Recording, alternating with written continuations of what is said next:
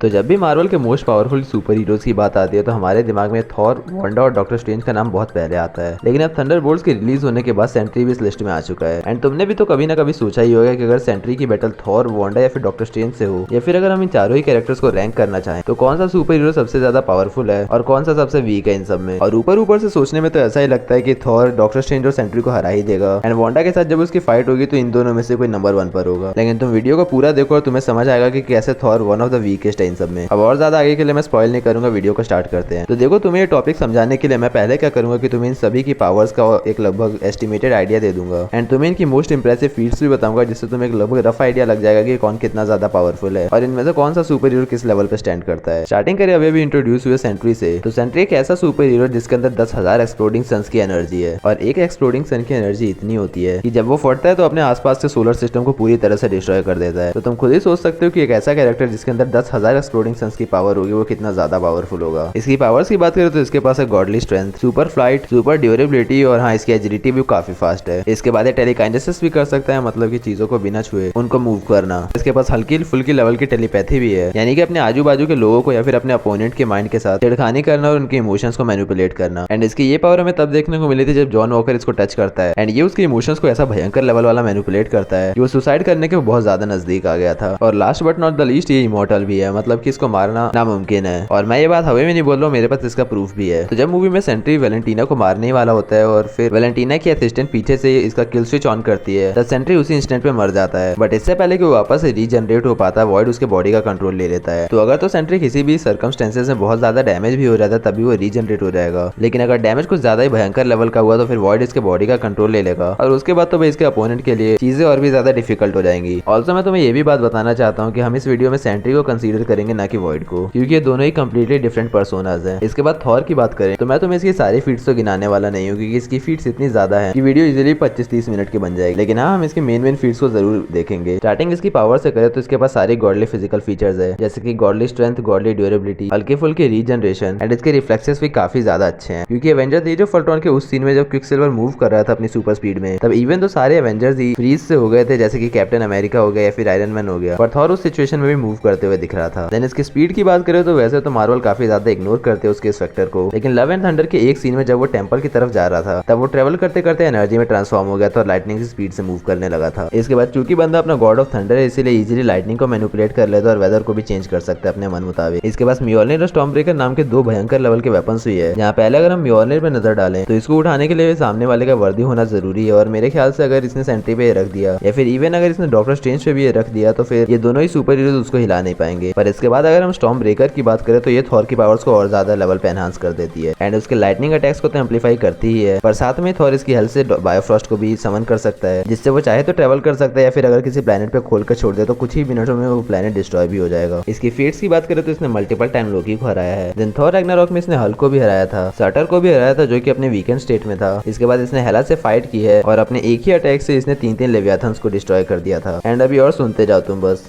इसने as of Ultron में Sokovia नाम की एक पूरी सिटी को डिस्ट्रॉय कर दिया था। इन्फिनिटी वॉर में इसने पावर स्टोन के टच को सहाया और न्यूट्रॉन स्टार की फुल एनर्जी को भी अपने ऊपर लिया था, जिसके बाद ये लगभग मर गया था, पर स्टॉर्म ब्रेकर के हाथे चढ़ते ही इसने सिर्फ कुछ सेकंड्स में अपने आप को हील कर लिया था। जिसके बाद इसने थेनोस विद 6 इन्फिनिटी स्टोन्स को ओवर पावर किया और एट लास्ट इसने 11th थंडर में ज़्यूस को भी हराया एंड गॉर को भी अच्छी खासी टक्कर दी थी। इसके वीकनेसेस की बात करें यानी कमजोरियों की तो इसकी कोई ज्यादा बड़ी मेजर कमजोरी नहीं है, लेकिन हाँ, ये मैजिक यूजर्स के आगे बहुत ज्यादा स्ट्रगल करता है क्योंकि इसको अभी मैजिक ज्यादा अच्छे से यूज करना नहीं आता। इसके बाद मोस्ट पावरफुल होने का तीसरा कंटेंडर है अपने पास डॉक्टर स्ट्रेंज। अब देखो, अगर तुम डॉक्टर स्ट्रेंज के पास फिजिकल पावर्स देखोगे तो उसके मामले में ये इन चारों में ही वीकेस्ट है, क्योंकि इसकी बॉडी एक नॉर्मल ह्यूमन की है जिसकी वजह से ये स्ट्रेंथ और ड्यूरेबिलिटी जैसी बेसिक फिजिकल फीचर्स भी लैक करता है। पर वहीं पर अगर तुम इसी चीज को इग्नोर कर दो और उसके मैजिकल पावर्स एंड एबिलिटीज को देखो तो उसमें इसने महारत हासिल कर रखी है और इसके पास फोटो इलेक्ट्रिक मेमोरी भी है, यानी कि किसी भी चीज को जब ये एक बार पढ़ लेता है या फिर देख लेता है तो फिर उसे कभी नहीं भूलता। जिससे होता ये है कि जहाँ पर अदर मैजिशियंस को मैजिक यूज करने में काफी ज्यादा टाइम लग जाता है, वहीं पर डॉक्टर स्ट्रेंज ने सिर्फ कुछ हफ्तों में ही एल्ड्रिच मैजिक को यूज करना सीख लिया था। एंड सिर्फ एल्ड्रिच मैजिक ही नहीं बल्कि मल्टीवर्स ऑफ मैडनेस में इसने कुछ ही मिनटों में डार्कहोल्ड को कैसे यूज करना है और उसके थ्रू डार्क मैजिक को कैसे चैनलाइज करना ये भी सीख लिया था। इसकी पावर्स की बात करें तो ये कहीं भी टेलीपोर्ट हो सकता है या फिर टेलीपैथी कर सकता है, अपने जैसे कई सारे क्लोन्स बना सकता है जो कि लगभग इसी के जितने पावरफुल होते हैं। किसी को भी मिरर डायमेंशन में भेज सकता है जहाँ पे लिटरली ये गॉड होता है, क्योंकि ये वहाँ के स्पेस के फैब्रिक को अपने मन मुताबिक जैसा चाहे वैसे मैनिपुलेट कर सकता है। देन इसके पास एस्ट्रल पंच भी है, यानी कि ये एक पंच मारकर अपने अपोनेंट के सोल को उसकी बॉडी से अलग कर सकता है और इससे बचने का सिर्फ एक ही तरीका है और वो ये है कि तुम्हारे पास इस चीज को काउंटर करने के लिए कोई स्पेल होना चाहिए। लेकिन अगर तुम्हारे पास स्पाइडरमैन की तरह स्पाइडर सेंस है तब भी काम बन जाएगा। और हाँ, इसने एमसीयू में कई बार स्पेस और रियलिटी को छोटे लेवल्स पर मैनिपुलेट भी किया है। जैसे कि इन्फिनिटी वॉर में जब ये थेनोस से लड़ रहा था तो थेनोस ने जो ब्लैक होल बना के इसकी तरफ फेंका था, इसको इसने बटरफ्लाइज में चेंज कर दिया था। फिर वेपन्स के नाम पे इसके पास क्लोक ऑफ लेविटेशन और आई ऑफ अगोमोटो है, जिसमें से क्लोक ऑफ लेविटेशन तो इसको उड़ने में मदद करता है और कई बार इसके डिफेंस के लिए खुद से भी डिसीजन ले लेता है, और आई ऑफ अगोमोटो से किसी भी मिस्टिकल क्रिएचर को देख सकता है, या फिर ये चीज उसको इल्यूजन को तोड़ने में भी मदद करती है। इसके बाद इसकी फीट्स की बात करें तो इसने अपने पहले ही मूवी में अपने इंटेलिजेंस और टाइम स्टोन का यूज करके डोरमामू को आउटस्मार्ट कर दिया था और उसको अर्थ छोड़ने पर मजबूर कर दिया था। इसने इन्फिनिटी स्टोन्स को भी टू टू टक्कर दी है। और हाँ, एट लास्ट में इसने अपने के वेरिएंट को डिफीट किया है जो कि डार्कवुड को यूज करता था।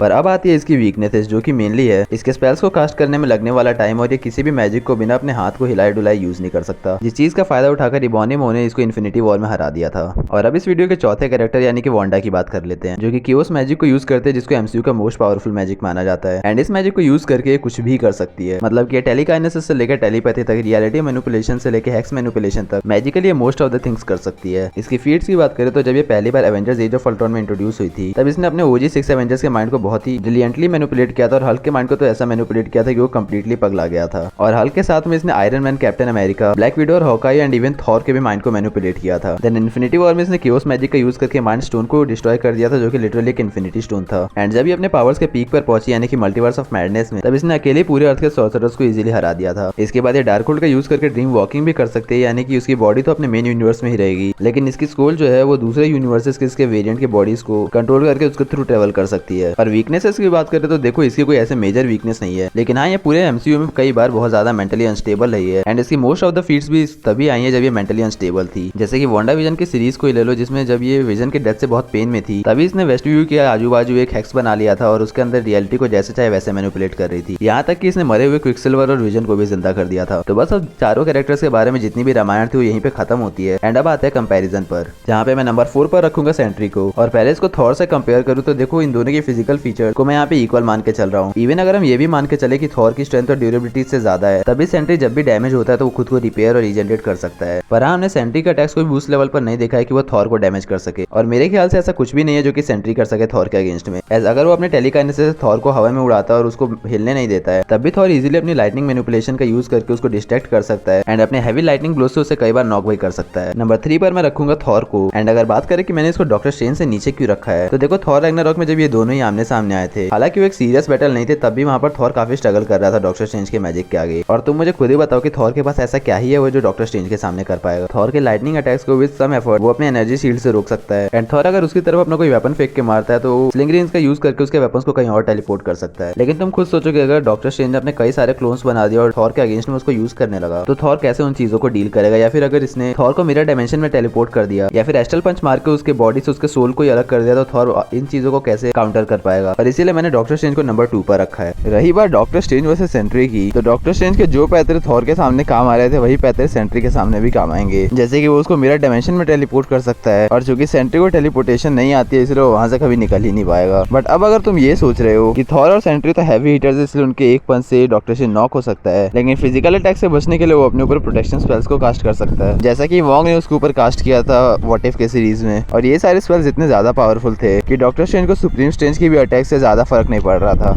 इसके बाद अब ऑब्वियसली नंबर 1 पर है वांडा, जो कि थॉर और सेंट्री के तो माइंड को ही मैनिपुलेट करके उनको हरा सकती है, और अगर इससे भी काम नहीं बना तो वो आजू बाजू रियलिटी को मैनिपुलेट कर लेगी हेक्स बना के, या फिर बैटलफील्ड को ही अपने हेक्स में लेके इन दोनों को उसके अंदर पावरलेस बना सकती है। थॉर और सेंट्री के जितने भी फिजिकल अटैक्स है वो इसको अपनी एनर्जी शील्ड से रोक सकती है, एंड इफ अगर ये डैमेज भी हो जाते तब ये काफी जल्दी रीजनरेट हो सकती है। देन डॉक्टर स्ट्रेंज से तो मुझे इसको कंपेयर करने की भी जरूरत नहीं है। अपन ने पहले ही मल्टीवर्स ऑफ मैडनेस में देख रखा है कि डॉक्टर स्ट्रेंज के इसको हराने को तो छोड़ो, वो अपने डिफेंस भी नहीं कर पा रहा था, एंड वांडा से बचने के लिए एक यूनिवर्स से दूसरे यूनिवर्स में भाग रहा था। लेकिन चलो अब ये तो मेरी रैंकिंग है, तुम्हें क्या लगता है कि इन चारों में वीकेस्ट और स्ट्रॉन्गेस्ट सुपर हीरो कौन है, तुम कमेंट्स में बता सकते हो। एंड इवन नेक्स्ट वीडियो के लिए कोई टॉपिक हो तो उसे भी कमेंट कर सकते हो। इसके बाद थॉर वर्सेस सेंट्री देखना या फिर मार्वल वर्सेस डीसी देखना तो चैनल के पेज पे जाके चेक कर सकते हो उन्हें भी। वीडियो अच्छी लगी होगी तो लाइक और सब्सक्राइब कर देना। बाय।